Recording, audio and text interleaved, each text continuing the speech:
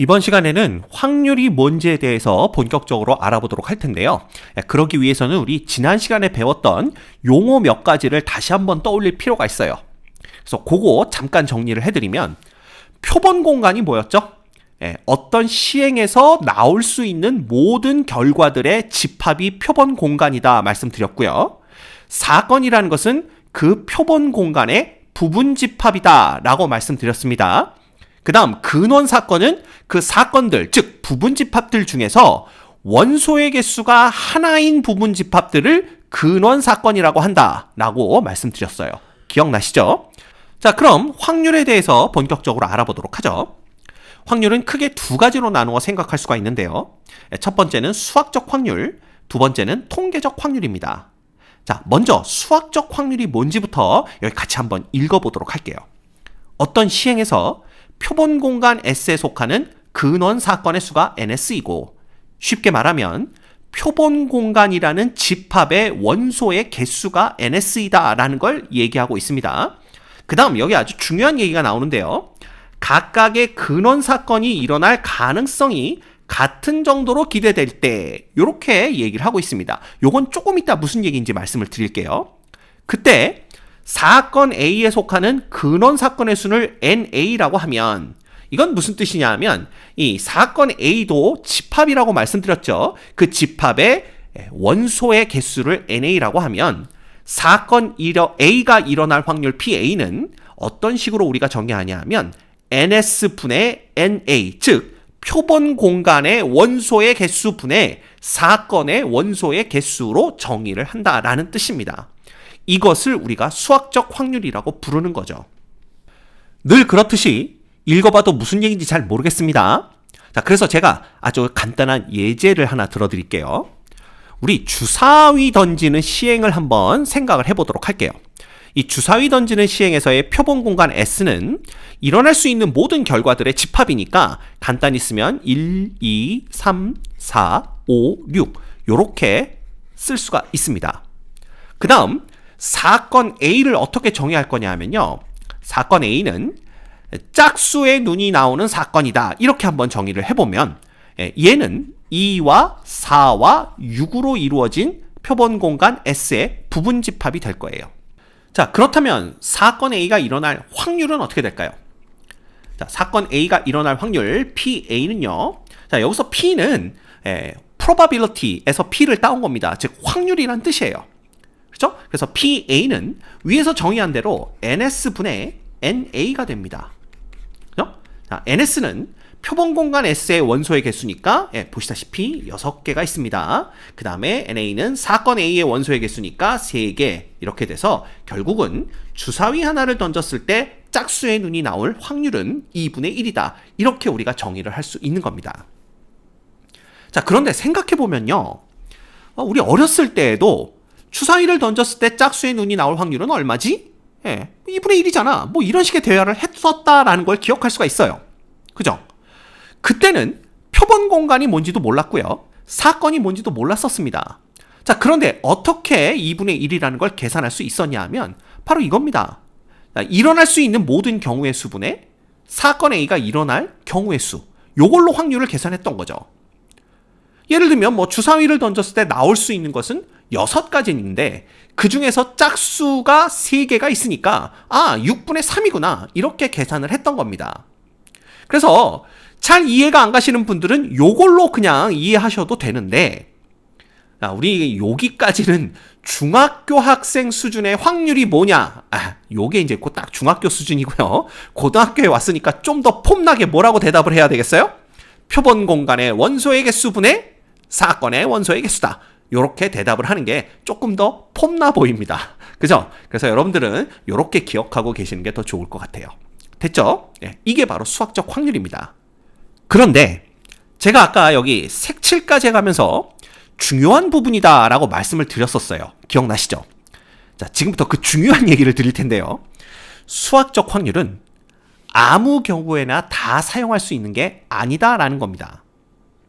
여기 읽어보시면 각각의 근원 사건이 일어날 가능성이 같은 정도로 기대될 때에만 수학적 확률을 사용할 수가 있어요. 자, 주사위 던지기에서 근원 사건이라는 것은 1의 눈이 나오는 사건, 2의 눈이 나오는 사건, 뭐 땡땡땡 6의 눈이 나오는 사건입니다. 자, 쉽게 말하면 주사위를 던졌을 때 6개의 면이 나올 가능성이 모두 다 똑같은 정도로 기대된다. 우리가 이렇게 생각을 할 수가 있는 거죠. 왜? 주사위가 정육면체의 모양으로 생겼기 때문에 그렇습니다. 자, 만약 이 주사위가 정육면체가 아니라 직육면체꼴로 생겼다면 어떻게 될까요? 이렇게 생긴 거예요. 주사위가. 대충 그립시다. 잘 그리려고 그랬는데 그럴 필요가 없습니다. 자, 1, 2, 3 뭐 이렇게 생긴 주사위가 있다라고 한번 생각을 해보죠. 얘를 던졌을 때 6개의 면이 나올 가능성이 모두 똑같다라고 말할 수 있을까요? 예, 없겠죠. 예, 잘은 모르겠지만 어쨌든 면적이 넓은 쪽이 좁은 쪽보다는 더 나올 가능성이 높다라고 우리가 생각할 수가 있다라는 겁니다. 따라서 이러한 주사위 던지기 시행에서는 수학적 확률을 적용하면 안 돼요. 즉, 이 주사위를 던졌을 때 짝수의 눈이 나올 확률이 2분의 1이다 라고 말 못한다 라는 뜻입니다. 됐죠? 그래서 여러분들 꼭 기억하셔야 됩니다. 수학적 확률은 각각의 근원 사건이 일어날 가능성이 모두 같은 정도로 기대되는 시행에서만 사용할 수 있는 확률입니다. 알겠죠? 자, 그렇다면 선생님 그러면 이렇게 근원 사건이 일어날 가능성이 모두 같다라고 판단이 안 될 때에는 어떻게 하나요? 그게 바로 통계적 확률입니다. 그 얘기를 이제 요 수학적 확률 끝나면 하게 될 테니까 조금만 참으세요. 됐죠? 자, 그러면 수학적 확률이 뭔지 알았으니까 여기 몇 개의 예제를 같이 풀어보도록 할게요. 자, 여기 보시면 서로 다른 두 개의 주사위를 동시에 던질 때 나오는 두 눈의 수의 합이 7이 될 확률을 구하시오 라는 문제가 있습니다. 사실 이 문제를 풀기 전에 이 문제가 수학적 확률로 풀어도 되는 문제인가 그거 확인부터 하셔야 됩니다.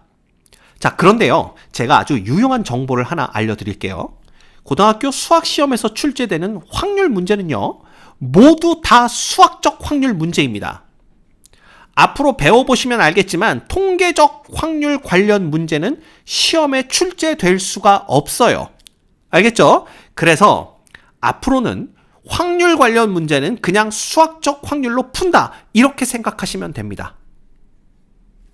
됐습니까? 오케이. 자, 그럼 이 문제도 한번 풀어보도록 할게요. 일단 서로 다른 두 개의 주사위를 동시에 던진다라고 했으니까 표본 공간 S부터 구해보도록 합시다. 자, 표본 공간 S는 여기 보시는 바와 같이 우리가 순서쌍을 이용해서 원소들을 표현했어요. 즉 1,1이라는 것은 첫 번째 주사위의 눈도 1, 두 번째 주사위의 눈도 1이 나왔다는 뜻입니다. 그래서 우리가 1,1, 1,2 이런 식으로 나올 수 있는 모든 경우를 주르륵 나열해 보면 6,6까지 나열해 볼 수가 있는 거죠. 그래서 총 36개의 원소가 있다라는 걸 확인할 수가 있습니다. 자, 그런데 이걸 어느 세월에 나열하고 있어요 라고 생각되시는 분들은 우리가 배웠던 고배 법칙에 의하여 첫 번째 주사위에서 나올 수 있는 경우의 수도 6가지, 두 번째 주사위의 경우의 수도 6가지이기 때문에 이 동시에 일어나니까 고배 법칙을 적용해야 되겠죠? 그래서 6 곱하기 6 해서 36가지다라는 것을 확인할 수도 있습니다. 됐죠? 그래서 처음에는요, 실제로 이걸 한 번씩 해보는 건 나쁘지 않아요. 그래서 이렇게 해서 36개구나 라는 걸 눈으로 확인한 후에 다음부터는 그냥 6 곱하기 6으로 계산하면 되겠구나, 이렇게 넘어오시는 것이 좋습니다. 자, 그 다음 우리가 원하는 사건은 뭐냐면 두 눈의 수의 합이 7이 되는 사건이에요. 따라서 이 표본 공간 S의 원소들 중에 순서쌍 내의 숫자들의 합이 7이 되는 경우만 싹 다 골라냅니다. 그래서 1,6, 2,5, 3, 4, 4, 3, 5, 2, 6, 1 해서 쫙 골라냈더니 총 7개의 원소로 만들어진 집합을 우리가 생각할 수가 있게 되었죠. 그 집합이 바로 사건 A가 되는 겁니다. 따라서 사건 A의 원소의 개수 NA는 6이 됩니다. 결국 우리가 구하는 수학적 확률은 PA는 NS분의 NA 해서 36개 분의 6개, 즉 6분의 1이라는 확률을 구해낼 수가 있게 되는 거예요. 됐죠? 그래서 여러분들이 만나게 될 모든 확률 문제를 수학적 확률로 계산하시면 되고요. 수학적 확률을 알아내기 위해서는 표본 공간의 원소의 개수와 사건의 원소의 개수가 몇 개인지 그것만 파악해내시면 됩니다. 됐죠? 그 다음 두 번째 문제. 빨간 공 4개와 파란 공 3개가 들어있는 주머니에서 임의로 3개의 공을 꺼낼 겁니다. 빨간 공 1개와 파란 공 2개가 나올 확률을 구하시오 그랬는데, 자, 표본 공간 S의 원소의 개수부터 구해볼게요. 결국 이 주머니에는 총 7개의 공이 들어있습니다.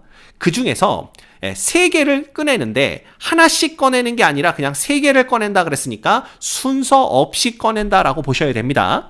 따라서 7개 중에 3개를 선택하는, 순서 없이 3개를 선택하는 경우의 수인 조합, 컨비네이션을 사용해서 NS는 7 컨비네이션 3, 즉 35개가 된다라는 것을 알 수가 있습니다. 됐죠? 그런데 우리가 원하는 사건은 어떤 사건이냐 하면 그 3개의 공이 하나는 빨간 거, 2개는 파란 거가 나오는 사건이기 때문에 결국은, 자, 빨간 공은 4개가 있죠? 그 중에 하나를 꺼내야 되고, 파란 공은 총 3개가 있는데 그 중에 2개를 꺼내야 됩니다. 따라서 빨간 공 4개 중에 하나를 뽑는 경우의 수는 4 컨비네이션 1이 되고요. 그 다음 파란 거 3개 중에 2개를 꺼내는 경우의 수는 3 컨비네이션 2가 됩니다. 이것들이 이제 동시에 일어나야 되니까 또 곱의 법칙이죠. 그래서 곱하면 총 12가지가 가능하다라는 걸 볼 수가 있어요. 즉, 사건 A의 원소의 개수가 12가지가 되는 거죠. 따라서 구하는 확률은 NS분의 NA, 즉 35분의 12다. 이렇게 생각을 해볼 수가 있는 겁니다. 됐죠? 따라서 자, 수학적 확률이 뭔지 배웠고요. 어떤 경우에 수학적 확률을 적용시켜야 되는지도 배웠습니다. 그리고 어떤 식으로 계산하는지도 배웠죠. 오케이? 그러면 통계적 확률로 넘어가 보도록 하겠습니다. 통계적 확률은요, 좀 전에도 제가 말씀드렸지만 시행의 결과 일어나는 모든 근원 사건들이 발생할 가능성이 모두 똑같지 않다라고 판단될 때 우리가 통계적 확률을 사용한다. 이렇게 말씀을 드렸었습니다. 그래서 제가 직육면체 주사위를 예로 들어 드렸었죠. 그런데 그런 경우가 직육면체 주사위만 있는 경우는 아니에요. 예를 들면 여러분들 윷놀이 할 때 쓰는 윷가락 있죠. 그 윷가락도 똑같습니다. 자, 윷을 던졌을 때 나올 수 있는 모양이요, 이렇게 2가지입니다. 그래서 이런 식으로 이제 바닥에 떨어질 수가 있고요. 요거 이렇게 그려볼까요? 잘 그려야 되는데, 이런 모양으로 떨어질 수도 있고요. 혹은 이런 모양으로 떨어질 수도 있습니다. 맞죠? 그래서 여기는 이렇게 XXX가 이렇게 있나요? 그래서 우리가 흔히 얘가 배가 나왔다 이렇게 얘기를 하고요. 얘는 등이 나왔다 이렇게 얘기를 합니다. 자, 그러면 윷가락 하나를 던졌을 때 배가 나올 가능성과 등이 나올 가능성이 똑같다라고 말할 수 있을까요? 이 둘이 생긴 모양이 다르기 때문에 얘네 둘이 나올 가능성이 똑같다라고는 말 못합니다. 자, 그러면 이 둘이 나올 그 확률들은 각각 얼마가 될까? 이 문제를 어떻게 해결해야 될까라는 거예요. 이럴 때 사용하는 게 통계적 확률입니다. 자, 통계적 확률은 뭐냐 하면요, 일반적으로 어떤 시행을 n번 반복할 때 사건 A가 일어난 횟수를 Rn이라고 하면 n이 매우 커질수록 사건 A가 일어나는 상대 도수 n분의 Rn, 즉 총 시행 횟수 중에서 우리가 관심 있어 하는 사건 A가 일어난 횟수가 일정한 값 P에 가까워진다. 이때 P를 사건 A가 일어날 통계적 확률이라고 한다. 이렇게 정의를 합니다. 즉 어떤 시행을 하는 거예요. 예를 들면 이 윷가락을 던지는 거, 그걸 한 번에 시행이라고 했을 때 이 윷가락을 수도 없이 많이 던져보는 겁니다. 그래서 총 던진 횟수 n번 중에서 예를 들어 배가 나온 게 몇 번인지 세는 거죠. 그래서 그게 만약에 Rn번이었다라고 한다면 n분의 Rn이라는 상대 도수를 계산하는 겁니다. 근데 그때 이 시행 횟수 n이 무지하게 커지면, 즉 n이 무한대로 갈 적에 n분의 Rn의 극한이 일정한 값 P에 가까워지게 되는데 그 극한값 P를 우리는 예를 들어 윷가락을 던졌을 때 배가 나오게 되는 통계적 확률이다 라고 정의를 한다는 거죠. 이해가 됩니까? 그래서 결국 통계적 확률은요, 실제로 시행을 무지하게 여러 번 반복해 보는 겁니다. 그러면 왜 이제 제가 통계적 확률 문제가 시험에 나올 수 없다라고 단정적으로 말을 했는지 이해가 가시죠? 그죠? 시험 시간에 이걸 어떻게 던져볼 거냔 말이야. 한두 번도 아니고 수도 없이 많이 던져봐야 되는데. 그죠? 따라서 이런 문제는 시험에 나올 수가 없습니다. 그래서 이런 게 있다라는 정도만 여러분들이 알고 계시면 돼요.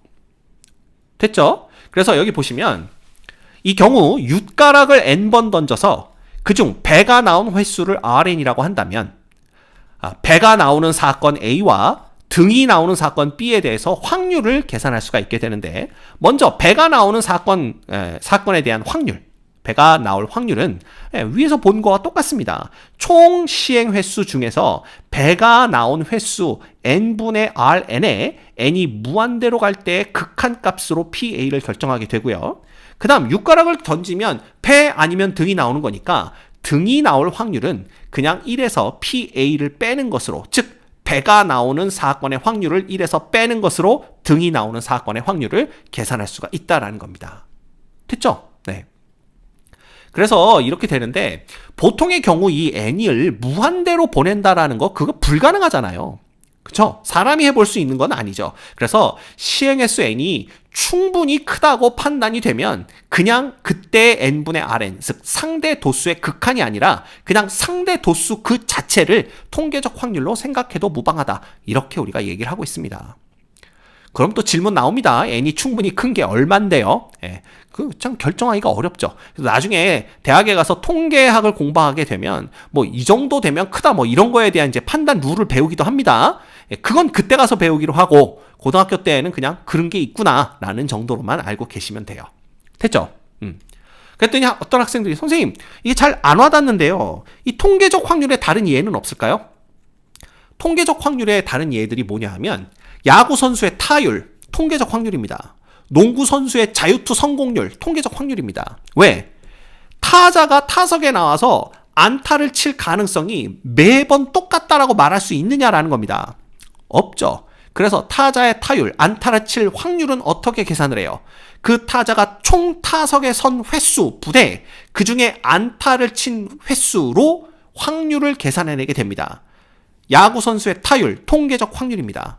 자, 그렇다면 농구 선수의 자유투 성공률, 통계적 확률인 거 아시겠죠? 네. 그래서 오래된 선수면 더 많이 타석에 섰을 테고 더 많이 자유투를 던져봤을 거 아니에요. 그래서 선수 생활을 오래 한 선수일수록 그 타율과 자유투 성공률이 더 정확하다, 이렇게 우리가 생각해 볼 수가 있습니다. 됐죠? 네. 그래서 이렇게도 우리가 볼 수가 있고요.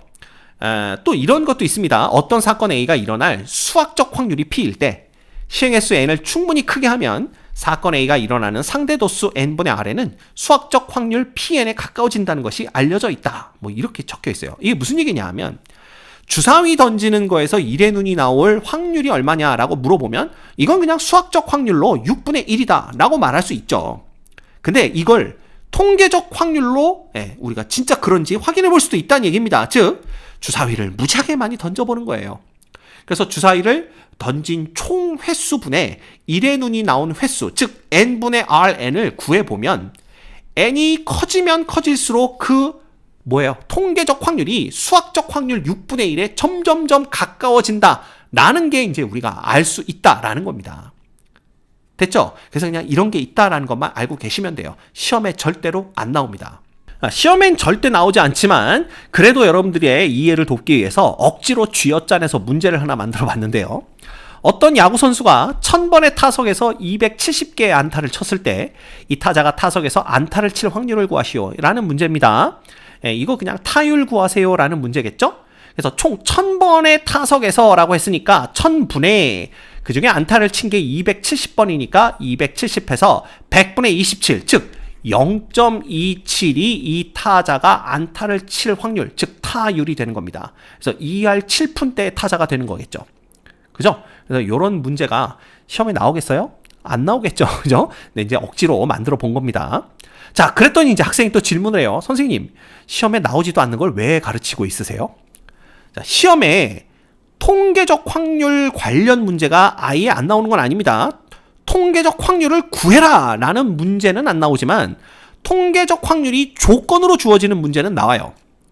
자, 예를 들면 어떤 양궁 선수가 활을 쏘았을 때 10번 중에 7번 골로 관역에 명중을 시킨다 라는 조건이 주어집니다. 자, 10번 중에 7번 골로 라는 뜻은 정확히 10번을 쏘았는데 그 중에 정확히 7번을 명중시켰다라는 뜻이 아니라 여러 번을 쏘게 했는데 그 중에 명중시켰던 횟수의 비가 약 10대 7 정도 되더라라는 뜻입니다. 그쵸? 그 얘기는 뭐냐 하면 이 양궁 선수가 관역에 명중시킬 확률은 10분의 7과 같다. 즉 통계적 확률로 이 명중률을 구해낸 거죠. 그래서 이렇게 문제가 나오면 그냥 이 양궁 선수가 관역에 명중시킬 확률은 10분의 7로 생각하라는 거구나. 이렇게 보시면 되는 거예요.